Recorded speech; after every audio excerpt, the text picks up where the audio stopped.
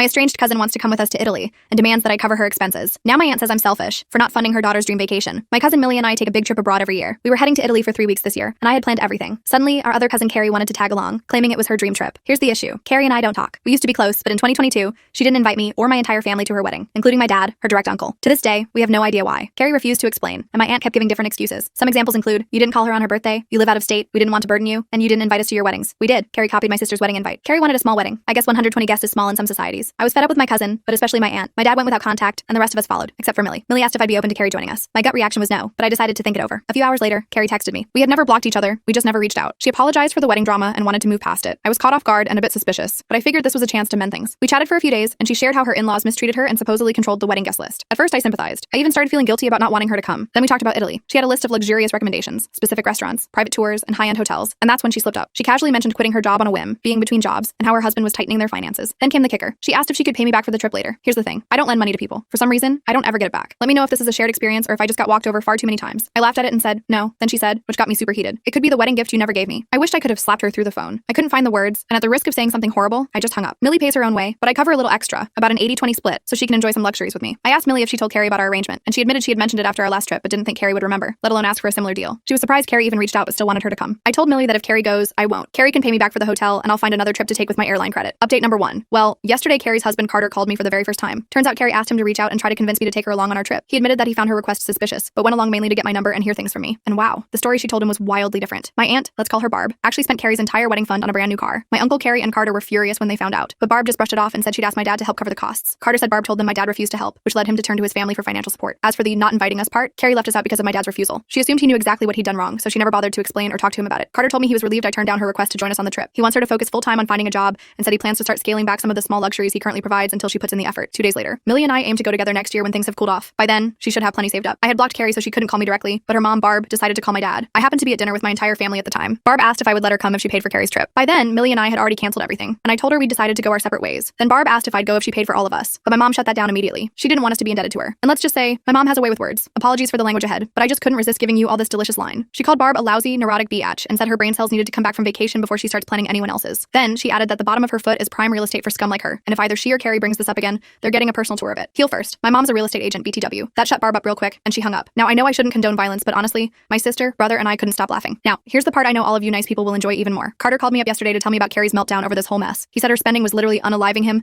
and that he was taking some space from her for now. He's not planning a divorce yet, but he gave her a 6-month deadline to get a job, and they'll be doing both couples and individual therapy to work things out. He's been working overtime just to cover Carrie's expenses, and he's done. As for me, I booked my flights to Singapore right before writing this. I'm about to have a wonderful time with my friends there.